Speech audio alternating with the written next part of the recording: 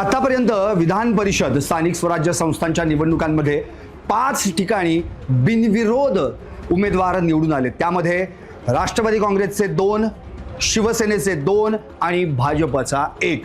अर्थात मगाशीच म्हटल्याप्रमाणे पुणे, ठाणे आणि रायगड, रत्नागिरी, सिंधुदुर्ग या तिन्ही ठिकाणी उमेदवार बिनविरोध निवडून आलेत। त्यात आता भर पडली आहे यवतमाळची। त्या ठिकाणी दुष्यंत चतुर्वेदी हे देखील बिनविरोध निवडून आलेले आहेत, शिवसेनेचे उमेदवार होते। आणि तिकडे सुप्रिया सुळे यांचे व्याही जे भाजपकडून निवडणूक लढतायत, वर्धा, चंद्रपूर, गडचिरोली, ते देखील आता बिनविरोध निवडून आलेले आहेत। एकंदरीत काय तर 17 जागांपैकी 5 ठिकाणं अनअपोज्ड झालेली आहेत।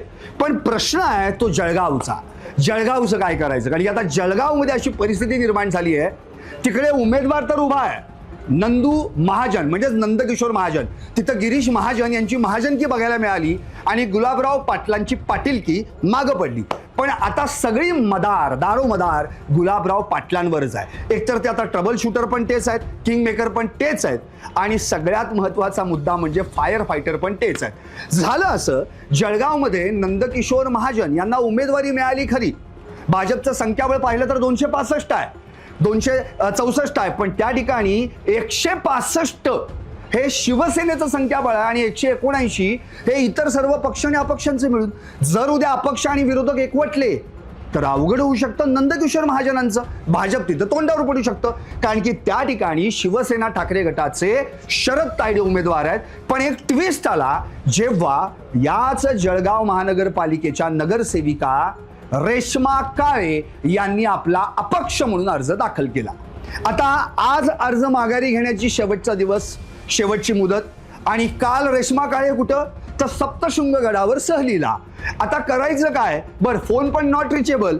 आता सगळेजण धावले ते गुलाबराव पाटलांकडे, काही करून डॅमेज कंट्रोल करा, कोणत्याही परिस्थितीत रेश्मा काळे यांना माघार घ्यायला सांगा, त्यांचा अपक्ष अर्ज आहे तो मागे घ्यायला सांगा। पण आता माघारी घ्यायचा कसा, कारण की रेश्मा काळेच नॉट रिचेबल आहेत। जर रेश्मा काळे उद्या निवडणूक रिंगणात राहिल्या, अर्थातच शरद तायडेंचा अर्ज वेगळा, रेश्मा काळेंचा अर्ज वेगळा, आणि तिकडे एकटे पडलेत नंदकिशोर महाजन। त्यामुळे आता गिरीश महाजन यांना टेन्शन आलंय, कारण की गिरीश महाजन म्हणजे संकटमोचक। आता एक संकटमोचक दुसऱ्या संकटमोचकाला सांगतोय मला या संकटाच्या तावडीतून सोडव। तिकडे गिरीश महाजनांनी राष्ट्रवादीचे जे बाकीचे काही मतदार आहेत त्यांची मनधरणी करायला सुरू केली आहे। तुमच्या अपक्षांचे ज्यांनी बंडखोरी केले त्यांचे अर्ज मागे घ्या। इकडे गुलाबराव पाटलांना भेटण्यासाठी थेट त्या ठिकाणी नंदकुमार महाजन देखील जाऊन आले की काहीही करा पण तुमच्या पक्षातील रेश्मा काळे यांना अर्ज माघारी घ्यायला सांगा। पण आता रेश्मा काळेच नॉट रिचेबल आहेत, त्यामुळं गुलाबराव पाटलांवर आता फार मोठं संकट ओढवलंय।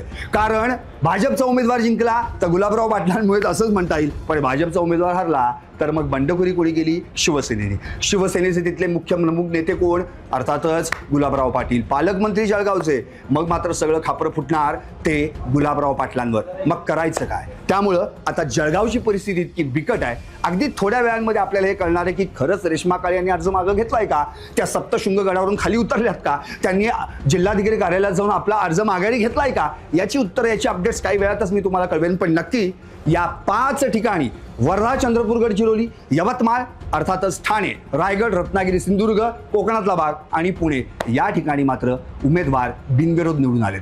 विक्रम काकडे पुण्यात, अनिकेत तटकरे रायगडमध्ये म्हणजेच रायगड, रत्नागिरी, सिंधुदुर्गमध्ये, ठाण्यात रवींद्र फाटक, यवतमाळमध्ये दुष्यंत चतुर्वेदी आणि उरलेला महत्त्वाचा वर्धा, चंद्रपूर, गडचिरोली जिथं सुप्रिया सुळेंचे व्याही हे बिनविरोध झालेत। बघा काय वैशिष्ट्य आहे, सुप्रिया सुळे यांच्या मुलीशी या अरुण लखानींच्या मुलाचं लग्न ठरल्यानंतर सुप्रिया सुळे स्वतः पंतप्रधानांना लग्नपत्रिका घेऊन घेण्यासाठी दिल्लीत पोहोचल्या।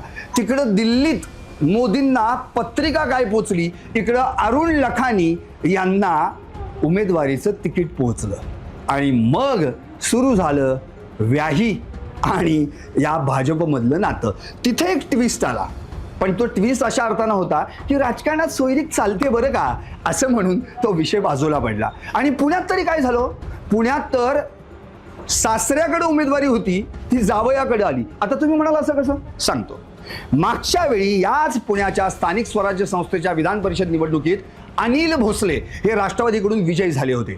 आता अनिल भोसलेंचे जावई विक्रम काकडे म्हणजे संजय काकडेंचे सुपुत्र, त्यांच्याकडे उमेदवारी आली.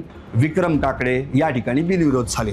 सुनेत्रा पवारांचा शरद पवारांना फोन, संजय काकडेंचा शरद पवारांना फोन, मग शरद पवारांचा श्रीकांत पाटलांना फोन. अर्ज माघारी सुनील टिंगरे, अर्ज माघारी प्रदीप कंद, अर्ज माघारी अर्थातच श्रीकांत पाटील आणि विधान परिषदेची वारी विजय काकडेंच्या दारी. पाहत रहा LS मराठी.